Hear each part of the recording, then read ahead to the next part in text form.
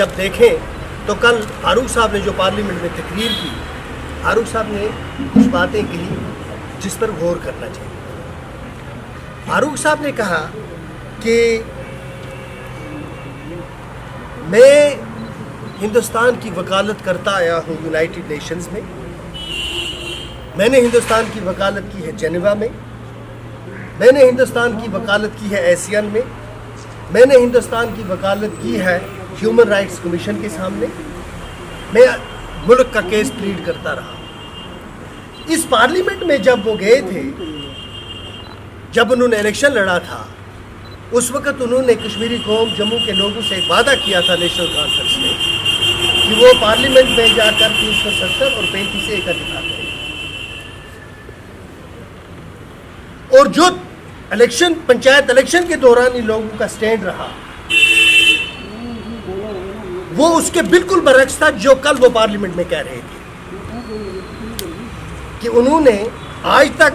जब भी उनको कश्मीरी कौम ने, जम्मू के लोगों ने मैंडेट दे के भेजा है, तो वो वहाँ जाकर वकालत करते रहे हैं जेनेवा, और वहाँ जाकर वकालत करते रहे हैं। जो वकालत उन्होंने वहाँ जाकर की है, जो कुछ उन्होंने कहा है, आज तक हमको मालूम नहीं है कि वो वहाँ क्या कहते हैं।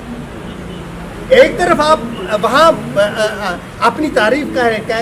कर रहे थे पार्लियामेंट में, और एक तासुर दे रहे थे कि जैसे पार्लियामेंट में आपको इसलिए भेजा गया हो कि आप नेशनल कॉन्फ्रेंस और अपनी ज़ात के लिए कोई पॉलिटिकल स्पेस ढूंढ रहे हैं, वहाँ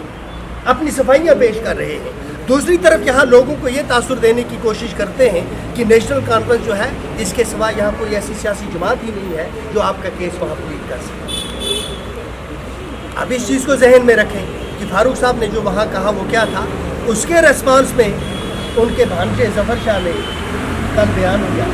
उन्होंने ये कहा, जफर शाह साहब ने, कि जो फारूक साहब ने वहाँ बयान दिया है उसकी थोड़ी सी तारीफ करने के बाद उन्होंने फारूक साहब पर इल्ज़ाम लगाया कि उनके वालिद साहब की जो कैबिनेट थी, बकौल फारूक साहब के 1982 में फारूक साहब ने कहीं इकबाल पार्क में कहा था कि शेख साहब की जो कैबिनेट थी वो सारे करप्ट लोगों पर मुश्तमिल थी। तो भाइयों, इस मसले को हम अवाम की अदालत में पहले भी ले चुके हैं, लेकिन अब जम्मू कश्मीर और लद्दाख के लोगों को के सामने कुछ अहम और बिल्कुल सादा से सवाल है। पहली बात यह है कि जिस अलायंस को इन्होंने कहा था कि एक लार्जर काज के लिए बना है, और इसका ये इलेक्शन ही के लिए नहीं बना है,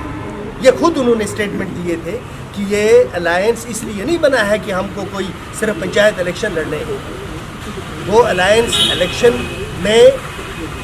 और इलेक्शन के दौरान एक्सपोज हो गया कि जब कल उसकी ताबूत में इन्होंने आखिरी की।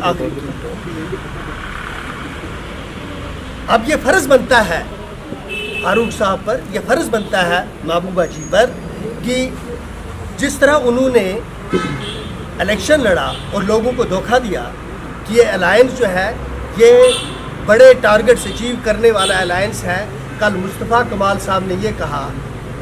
ही इज़ ऑन रिकॉर्ड, आप चेक कर सकते हैं कि अलायंस जो था, पीपल्स अलायंस इसलिए बनना था ताकि हम इलेक्शन लड़कर अपनी ताकत का मुजाहरा कर सकें। तो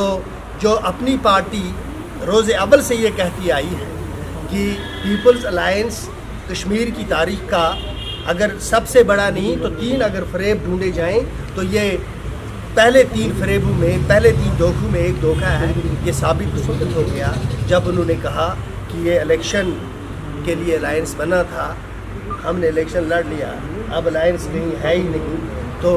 हम कम से कम इस अलायंस के उन पार्टी से हेड से ये इस्तदा करते हैं और तवक्का रखते हैं कि उनको जम्मू और कश्मीर के लोगों से माफ़ी मांगनी